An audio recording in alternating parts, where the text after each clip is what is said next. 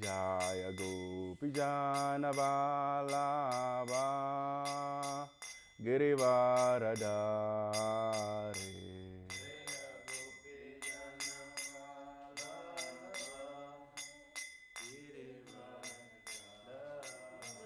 Yashodanandana Vrajajana Ranjana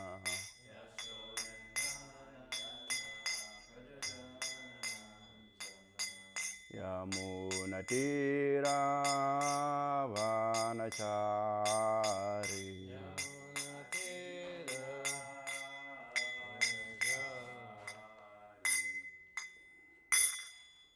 Jaum Vishnu Pad Paramahamsa Prabhupada Jiskachara Stota Shashishimada Bhacharan Ravinda Bhaktivedanta Swami Srila Prabhupada Ki Jai Jaum Vishnu Pad Paramahamsa Prabhupada Jiskachara Stota Shashishimada Bhaktisiddhanta Saraswati Goswami Maharaj Srila Prabhupada Ki Jai Ananti Koti Vaishnavinda Ki Jai Shinamachara Srila Ardas Thakur Ki Jai Prem Shikahu Shri Krishna Chaitanya Prabhu Nityananda Sadhuita Gadadara Swasadi Gaura Bhakta Vrinda Ki Jai Shri Shri Radha Krishna Gopi Gopinath Shama Kund Radha Kund Girgovardhan Ki Jai Gantra Chimad Bhagavatam Ki Jai Nita Go Premanande All glories to the assembled devotees.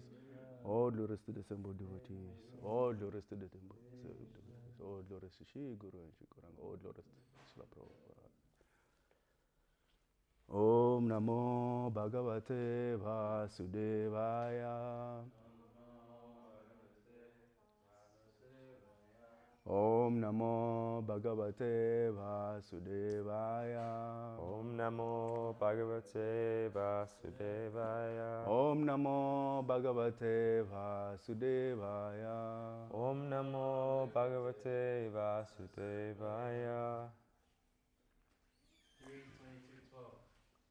22:12. Today we're reading from Srimad Bhagavatam, Canto 3, Chapter 22, entitled The Marriage of Kardama Muni and Devahuti, and reading from text 12.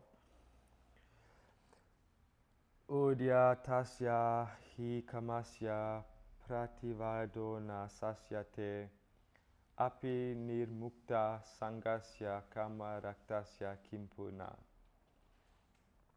Word for word translation, you can repeat after me. Udyatasya, which has come of itself. Which has come for itself. He, in fact. Kamasya, of material desire. Of material desire. Prativada, the denial. Na, not. Sasyate, to be praised. Api, even. Nirmukta, of one who is free. Sangasya, from attachment. Kama, to sensual pleasures. Raktasya, of one addicted. Kimpuna, how much less. Translation. To deny an offering that has come of itself is not commendable, even for one absolutely free from all attachment, much less one addicted to sensual pleasure. You can repeat after me. To deny an offering that has come of itself is not commendable, even for one absolutely free from all attachment, much less one addicted to sensual pleasure. Purport by A.C. Bhaktivedanta Srila Prabhupada. In material life, everyone is desirous of sense gratification. Therefore, a person who gets an object of sense gratification without endeavor should not refuse to accept it. Kardama Muni was not meant for sense gratification, yet he aspired to marry and prayed to the Lord for a suitable wife. This was known to Svāyambhuva Manu. He directly convinced Kardama Muni, "You desire a suitable wife like my daughter, and she is now present before you. You should not reject the fulfillment of your prayer. You should accept my daughter." Srila Prabhupada ki. Om Jnana Timirandasya Jnana Jnana Shalakaya Chakshmir Vijramyena Tasmai Shri Guruve Namaha Shri Chaitanya Manu Pistam Stapitami and Abu Tale Svāyambhuva Manu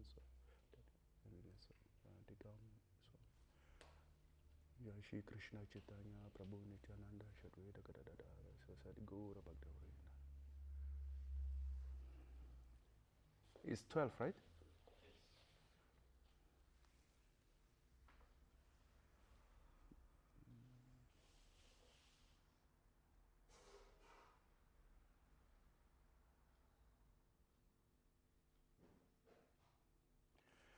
So, according to Vedic culture, when someone offers maybe charity or whatever the offering is not really a good quality to refuse gifts according to Vedic culture.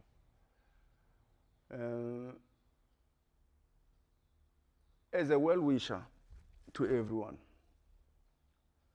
understanding the nature of this material world, of like in the Western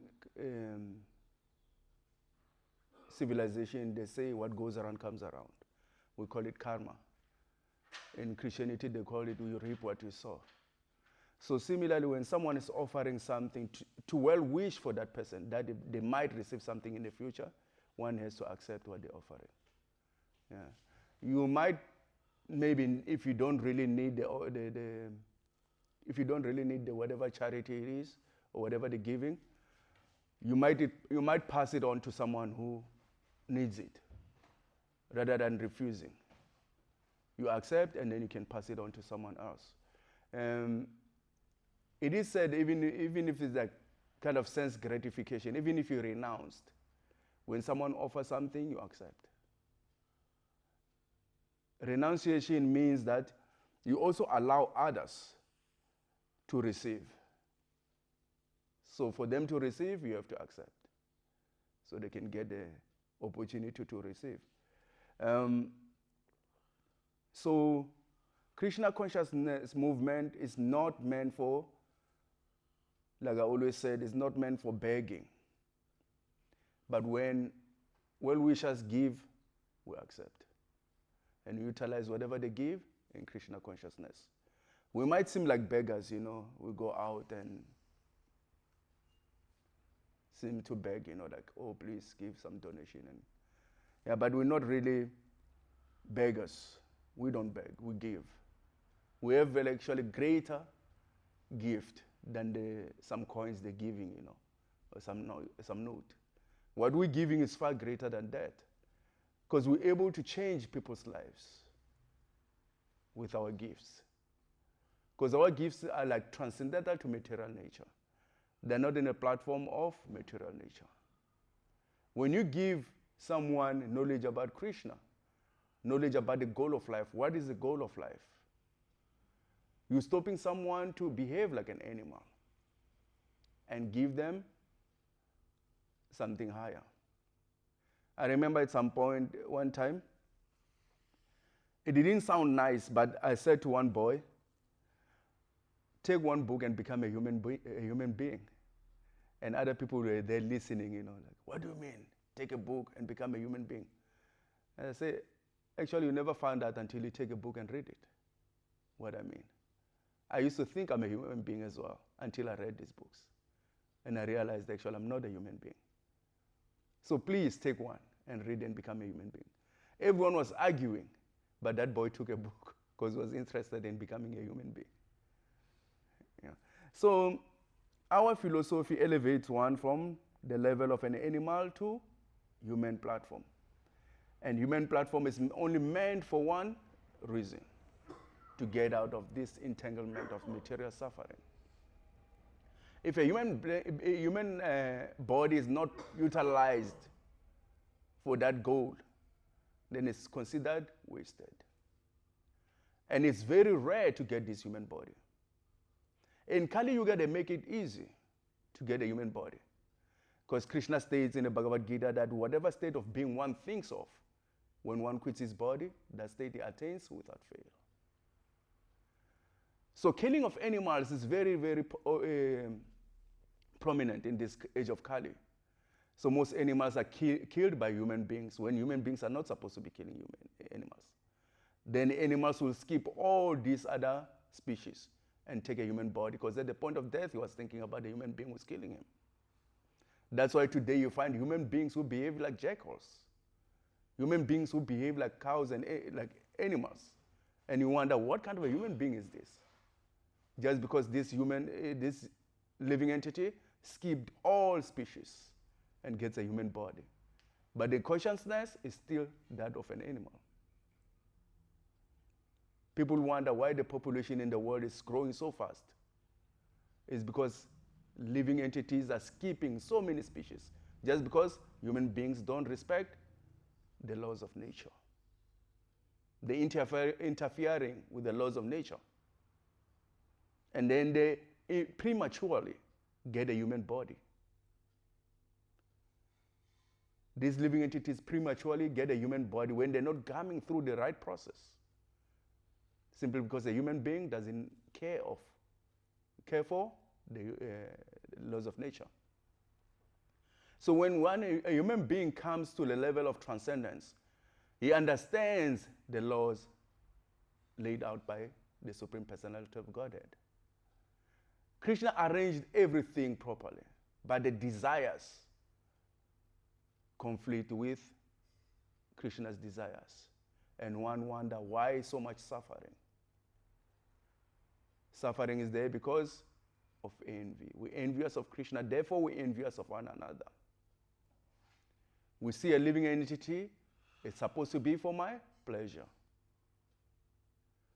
They even say that these animals were given for us to eat, to enjoy. How is it given to you? It is said in the Vedas actually that the body belongs to the one who maintains it. When your parents are maintaining your body, then your body belongs to them. Your body is meant for you to act for their pleasure. People don't maintain animals. Krishna maintains animals. How is it given to them? They don't know how to maintain animals, but they say these are given to us. When a slave master has slaves, the bodies of the slaves belong to the master, because he's the one who maintains them. Similarly, everything in this material world is maintained by the Supreme Personality of Godhead. So everything should be utilized for his pleasure. No one else. So one has to understand, me having this body and utilize it for my own pleasure, I'm simply a thief. Krishna says that whoever eats anything that's not offered to him is only eating a sin, because nothing is ours.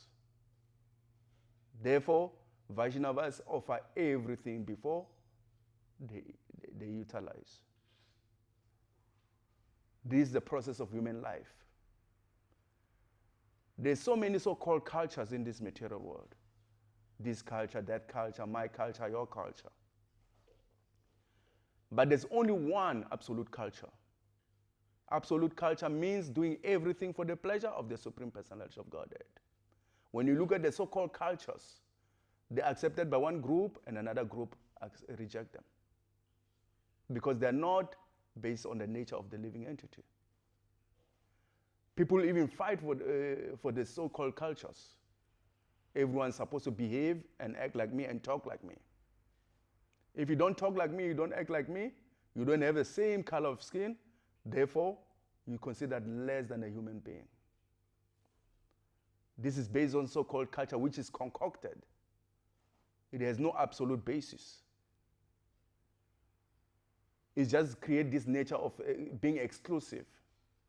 I'm different from this person because I have this culture. Some of the cultures, they accepted involuntarily. The people who are practicing, they don't volunteer, I want this culture. Simply by being born in a specific place, you have to follow that.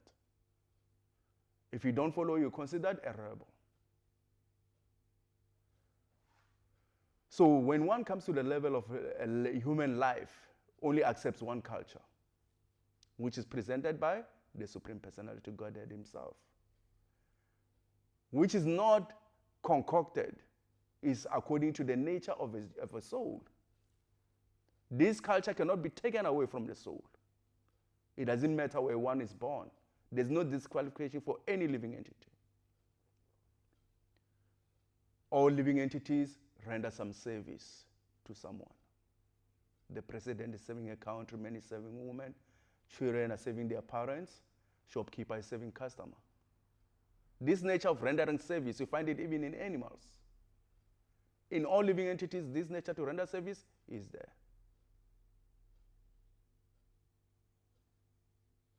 When one understands how to render service, just like when you want to save a leaf of a tree, you don't pour water to the leaf, you pour water to the roots.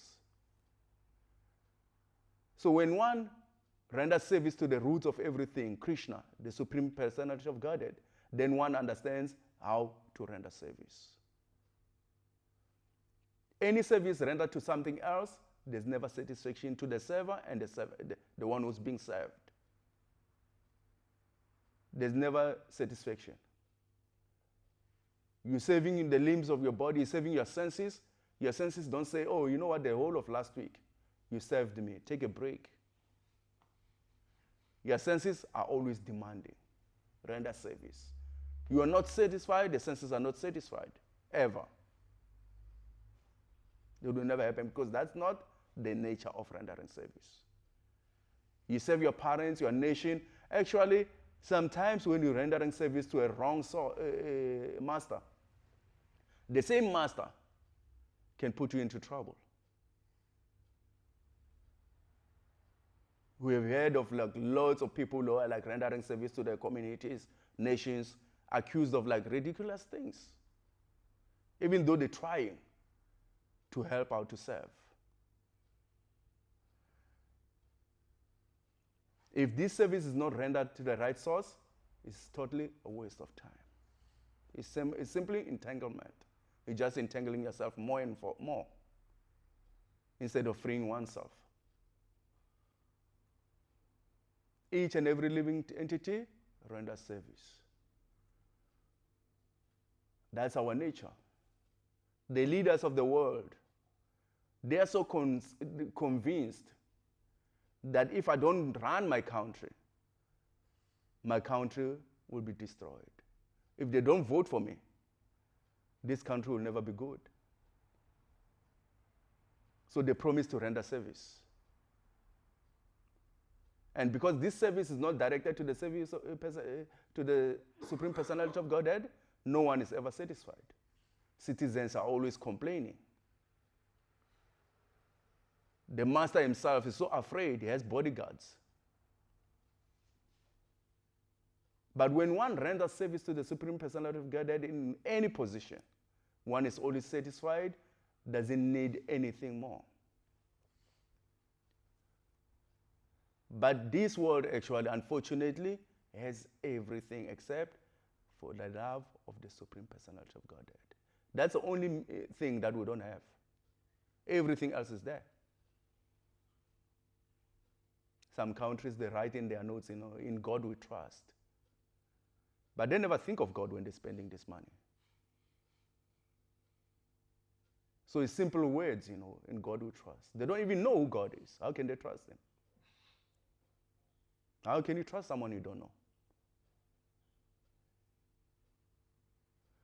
So especially in this age of Kali, which is known as the age of quarrel and hypocrisy, everyone is trying to promise some service just to satisfy their own senses.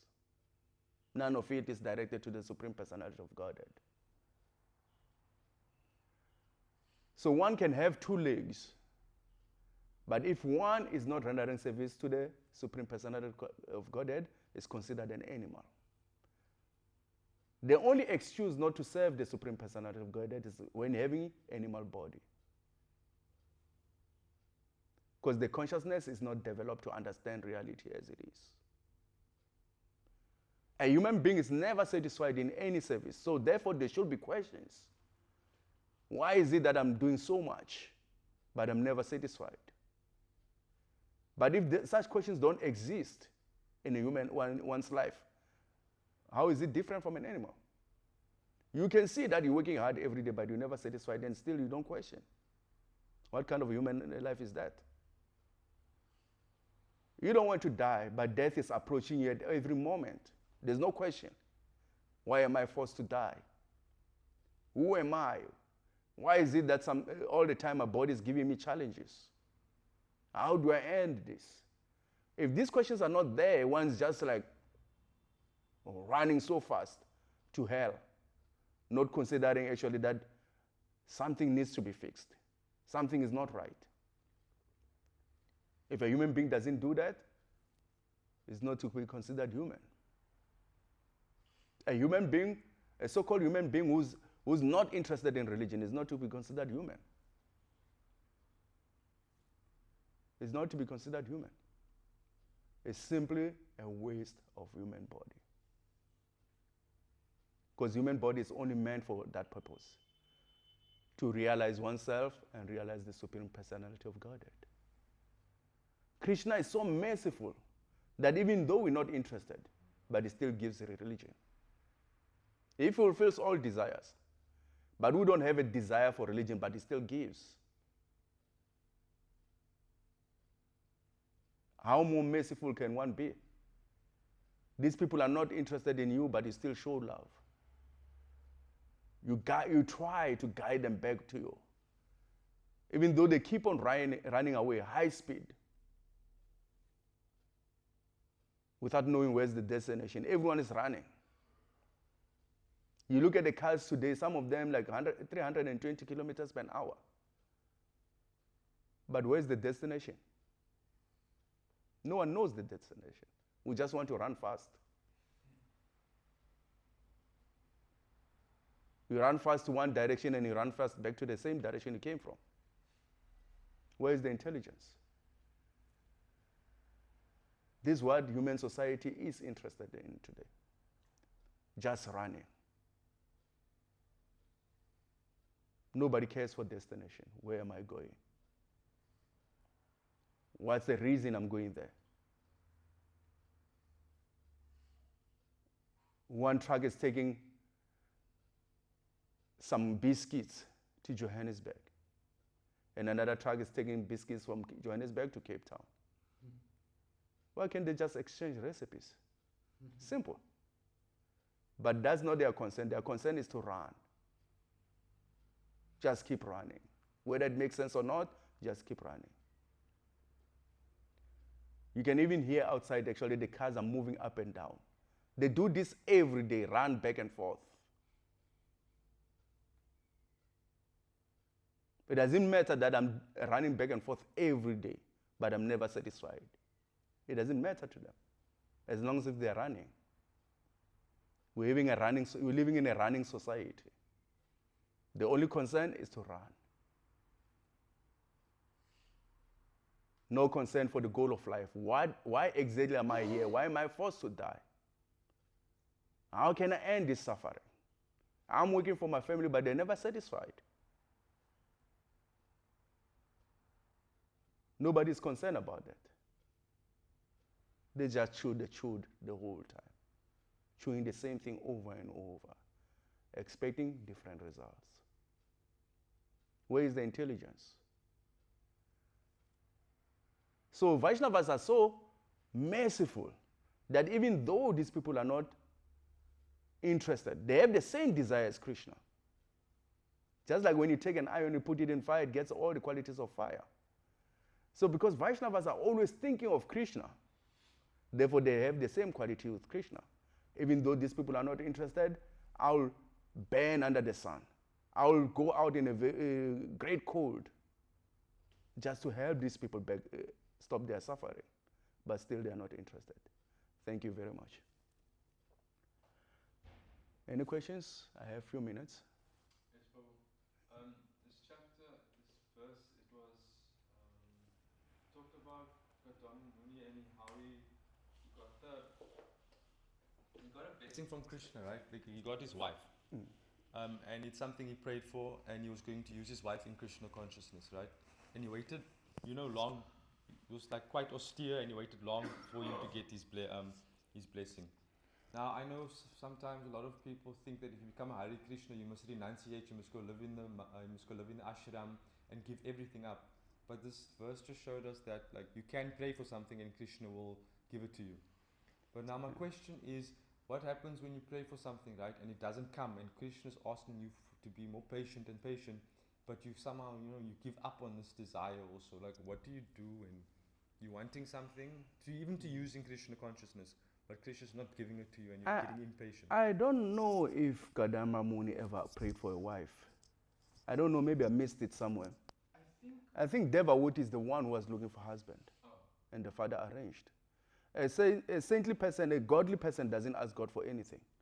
They only accept what God brings. That's the nature of a pure devotee. Kardama Muni was just meditating, performing his bhajan.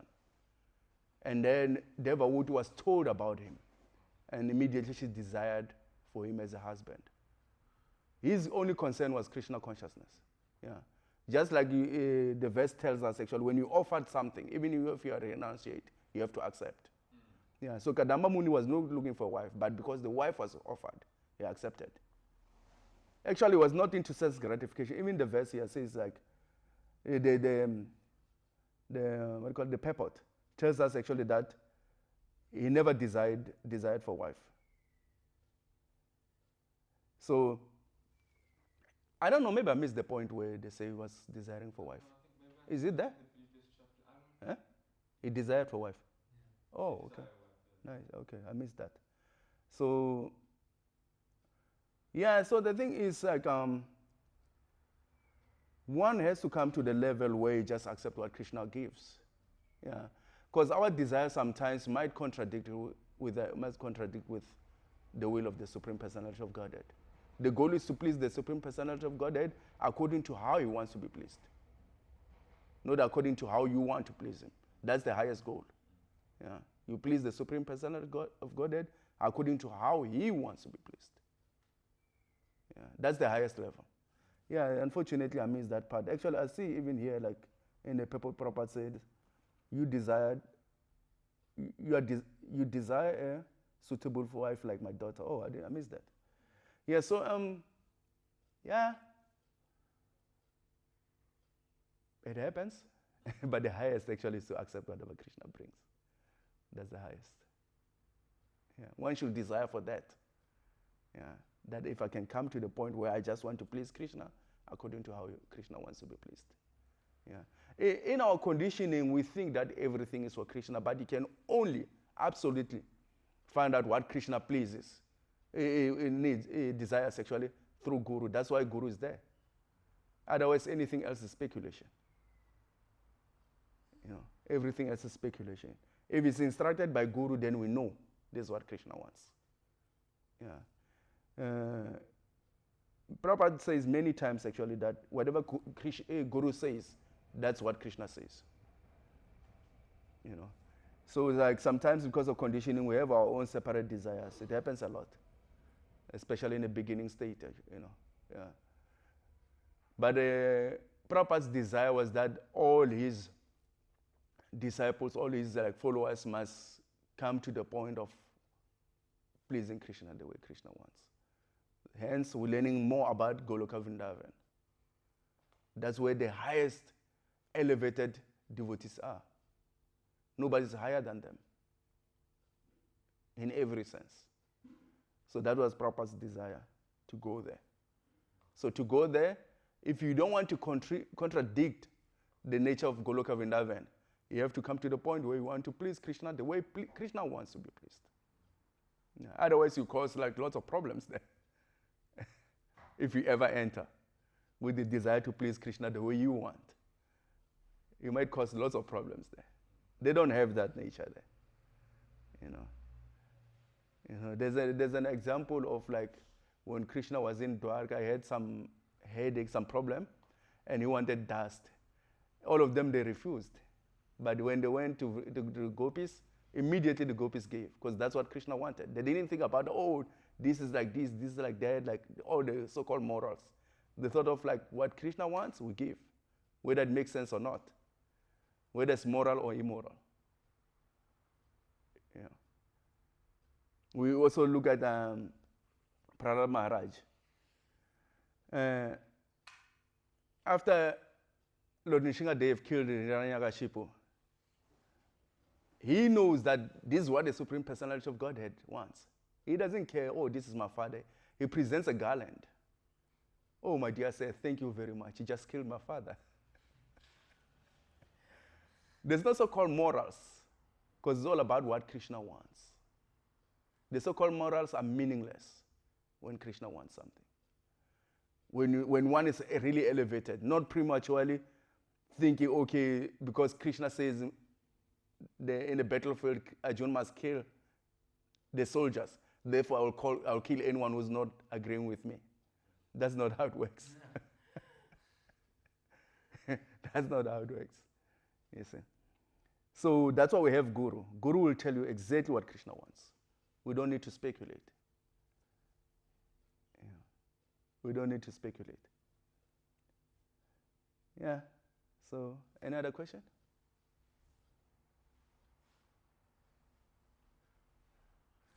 Yeah, sometimes it happens, once you do service, and then they're thinking, you know what, if I can get a car, I'll do this service. If I can do this, if I can get some money, I'll do that.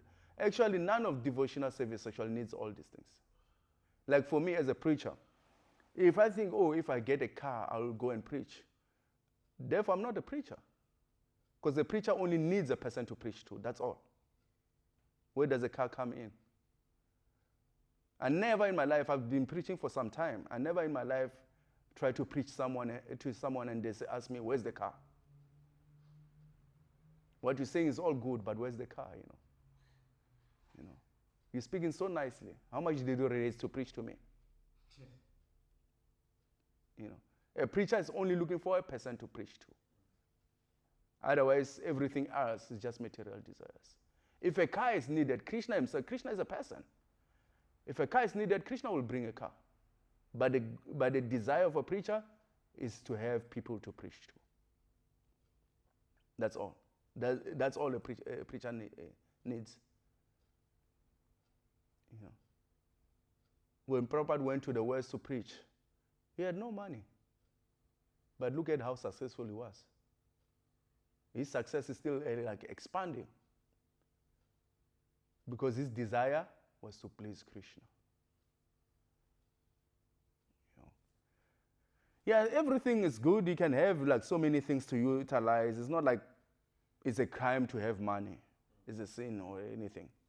Yeah. Even when Prabhupada got offered a lot of gifts and he never refused anything. He always accepted it and used it for Krishna consciousness. Yeah. I remember being told a story that he was wearing some very expensive watch. Prabhupada was wearing a very expensive watch, and another person came and gave him a very cheap watch. And immediately took out the expensive watch, he passed it on, and he put on the cheap one.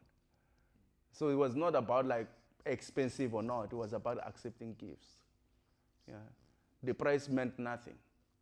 That's a Vaishnava. When someone gives something, you must accept. That's Vedic culture. Yeah.